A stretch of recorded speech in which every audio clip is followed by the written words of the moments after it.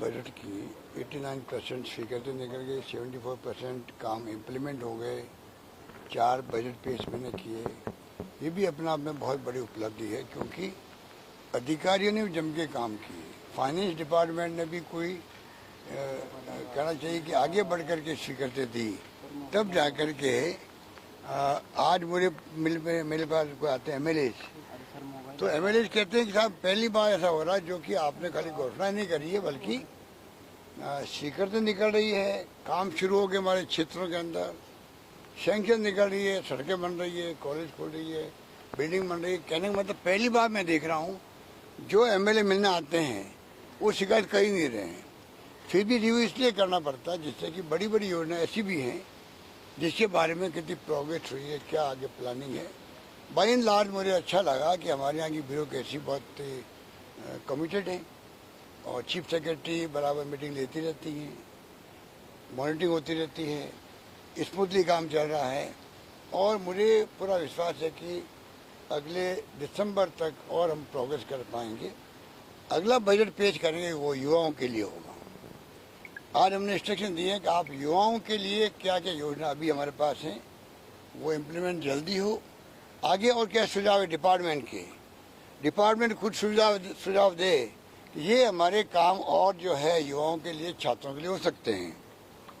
और साथ में पब्लिक को भी मैंने आह्वान किया है, अगर कोई सुझाव हो उनके पास में तो पब्लिक इंटरेस्ट के अंदर, प्रदेश के इंटरेस्ट के अंदर वो आगे बढ़ कर के हमें सुझाव दें। राजस्थान कैसे मॉडल बने युवाओं के लिए, छात्रों के लिए क्या कर सकता है। जैसे हमने इस बार किसानों के लिए अलग बजट पेश किया तो एक मैसेज गया और किसानों को अच्छा लगा। हमने उनके लिए प्रोविजन डबल कर दिए, बजट एलोकेशन डबल कर दिए। उसी पर हम चाहते हैं कि युवाओं को, क्योंकि आने वाला कल युवाओं का है, उनके लिए मैं क्या कर सकता हूँ उस दिशा में हम लोग लगे हुए हैं। और जहाँ जा रहे हैं हम लोग बहुत ही रेस्पॉन्स मिल रहा है। और तो ग्रामीण ओलंपिक जो है राजीव गांधी के नाम से, वो एक्स्ट्राऑर्डिनरी माहौल बना गया है। युवाओं को लगा कि नहीं हमारे लिए सरकार सोच रही है। स्पोर्ट्स सेक्टर में हम आगे बढ़ना चाहते हैं। हमारे यहाँ के खिलाड़ियों को हमने रिजर्वेशन दिए नौकरी के अंदर, आउट ऑफ टर्न सर्विस दी हम लोगों ने, पेंशन के प्रोविजन कर दिया उनके लिए, अवार्ड की राशि बढ़ा दी, 3 करोड़ 2 करोड़ 1 करोड़ बढ़ा दी है। चारों ओर से मैं समझता हूँ स्पोर्ट्स के अंदर भी काफ़ी अच्छा काम हो रहा है। हमारी यूनिक जो योजनाएं हैं या फैसले हैं, जो ओपीएस का फैसला है, प्राइम मिनिस्टर मोदी जी को हमने रिक्वेस्ट करी है, आप इन योजनाओं को जरा सोचिएगा। हमारी योजनाएं, चाहे वो ओपीएस की घोषणा हो, चाहे चिरंजीव स्वास्थ्य बीमा योजना हो, जो शायद हिंदुस्तान में है ही नहीं, बाहर के मुल्कों में मेरे ख्याल नहीं होगी। इतना शानदार हमने योजना इसको लागू करी है। ये सोशल सिक्योरिटी हैं जो आज के ज़माने में मिलनी चाहिए हर व्यक्ति को। कोरोना के बाद में, महंगाई के ज़माने में, बेरोजगारी में और ज़्यादा आवश्यक हो गई है। 1 करोड़ लोगों को हम लोग दे रहे हैं, पेंशन दे रहे हैं, बुजुर्गों को भी, विधवाओं को भी, एकल नारी को भी, निःशक्त जनों को भी, वो भी सोशल सिक्योरिटी है। ये शहरी रोजगार योजना जो इंदिरा गांधी जी के नाम से शुरू करी है, उसकी बहुत लोग वेलकम कर रहे हैं पूरे कंट्री के अंदर, क्योंकि 100 दिन का रोजगार नरेगा की तरह गारंटी दी गई, उनको गारंटी दी गई है। 30 तरह के काम उसके अंदर है। वृक्षारोपण लगा करके पानी पिलाना वृक्षों को, या अन्य छोटे मोटे मरम्मत के काम हो, सफाई के काम हो। तो मैं समझता हूँ पहली बार घरों से महिला भी निकली, पुरुष भी निकल रहे हैं काम करने के लिए, जो पहले कभी नहीं निकले थे, पहली बार निकल रहे हैं। लगभग 70,000 के लगभग तो लोग लग गए हैं अभी भी शहरों के अंदर।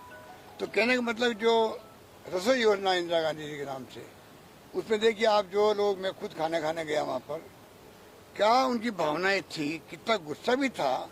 200 रुपये तो किलो तेल मिलता है, साबुन की बट्टी मिलती बहुत 20-25 रुपये में, क्या खाना खाएं घर पे, इसलिए यहाँ आके खाना खाना पड़ता है। कहने का मतलब है 8 रुपये में भोजन जो मिलता है, 17 रुपये प्रति व्यक्ति सरकार सब्सिडी दे रही है उसके अंदर भी।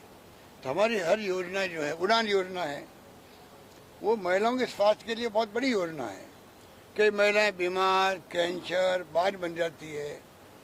अगर मान लीजिए प्रॉपर वे में उनको नेपकिन नहीं मिले तो नेपकिन मिलते ही नहीं है, आप जानते ट्रेडिशनली।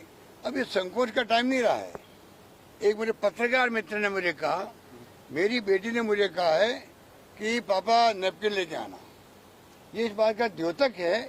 अब महिलाएं, बच्चे छात्र समझ गए हैं कि संकोच की बात नहीं होनी चाहिए। जो प्रकृति की देन है उसके आधार पर हमें चलना पड़ेगा। तो तमाम हमारी योजना यूनिक योजना है। और मैं समझता हूँ कि नरेगा मैंने 25 दिन एक्स्ट्रा कर दिए स्टेट गवर्नमेंट फंडिंग से, तो कितना बड़ा लाभ उनको मिल गया है। इसलिए मैंने कहा कि जो हमारी योजनाएं बहुत अच्छी योजनाएं हैं, उनको मैंने रिव्यू किया हम लोगों ने। और मैं उम्मीद करता हूं कि पानी, बिजली, शिक्षा, स्वास्थ्य, सड़कें के लिए हमने कहा कि दीपावली तक कम से कम, और सब कुछ, क्योंकि भारी बरसात हुई है, तहस नहस हो गई है, सड़कें ज़्यादा हो गई है, कम से कम रिपेयर का काम है, पैच वर्क का काम है, वो दीपावली तक हो जाए तो लोगों को थोड़ी सुविधा मिल जाए। तो वो हमने सब डिस्कस किया। मैं समझता हूँ कि आने वाले वक्त में हम लोग सब मिल करके जो बजट घोषणा मेरी है वो पूरी होगी। सोशल सिक्योरिटी पर आपका बहुत फोकस रहता है, सोशल सिक्योरिटी पर आगामी बजट में भी ऐसी कोई स्कीम और आ रही है जिससे? देखिए, मैंने कहा पब्लिक के लिए बजट को हम लोग पब्लिक के डोमेन में रख के बात करना चाहते हैं। पब्लिक हमें सुझाव दे। वैसे हम प्री बजट मीटिंग करते हैं हर वर्ग के साथ में, आपको मालूम है।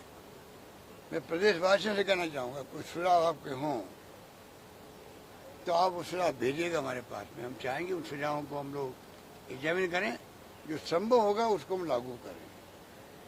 ये भी हम कर सकते हैं। सर, क्या बजट पहले आ सकता है जनवरी या फरवरी में? फरवरी मार्च में बजट आते भी हैं, कोई 15 दिन पहले आ जाए, 1 महीना पहले आ जाए, अलग बात है। पर वो मैं समझता हूँ कि उसमें देरी नहीं होगी, क्योंकि बाद में सबको इलेक्शन में जाना पड़ता है। तो चाहे पक्ष हो या विपक्ष हो, सब चाहते हैं भाई बजट जो है टाइम पे आए, टाइम पे पूरा हो। तो हम भी चाहते हैं कि विपक्ष को मौका मिले हमारे खिलाफ बात करने का। डेमोक्रेसी है, अपनी बात वो कहे, हम अपनी बात कहेंगे, हमारी उपलब्धि बताएंगे, जनता फैसला करेगी क्या करना है। हम चाहेंगे हमारी सरकार रिपीट वापस हो। इस बार मेरा अनुभव है, जब रिपीट नहीं हुई है तो तकलीफ आई है, तमाम योजना ठप कर देते हैं। बीजेपी की सोच ही हुई है, बीजेपी की सोच नकारात्मक सोच होती है, वो बंद कर देते हैं तो उसके कारण रुक जाता है। रिफाइनरी का उदाहरण आपके सामने है, 40,000 की रिफाइनरी आज वो 70,000 करोड़ बनेगी। एग्जाम्पल एक ही बहुत है। ऐसे छोटे मोटे काम कितने बंद किए होंगे, हम उनका काम कोई बंद नहीं करते। ARCP बंद नहीं करे, आगे बढ़ा रहे हम लोग। आप सोच सकते हो कि हमारी नीति, हमारी सोच पॉजिटिव सोच है, इसलिए हम आगे बढ़ते हैं। हम चाहेंगे इस बार हमारी सरकार रिपीट हो, जैसे और ज़्यादा स्कीम हम शानदार तरीके से, सोशल सिक्योरिटी हो या अन्य शिक्षा हो, स्वास्थ्य सेवाएं हो, जो भी योजनाएं हैं उन सबको हम मजबूती के साथ में आगे पेश कर सकें, ये हमारी इच्छा है। और मैं पब्लिक से बार बार आह्वान कर रहा हूँ, एक मौका में दीजिए। और जैसे कि हम आपको करके बताएं कि राजस्थान वो फैसले कर सकता है जो हिंदुस्तान में कोई नहीं कर पा रहा। अभी हमने वही फैसले किए हैं, ये बात सब पूरा देश जानता है। नए जिलों की सौगात में सब कुछ संभव है, सब कुछ संभव है। ओके।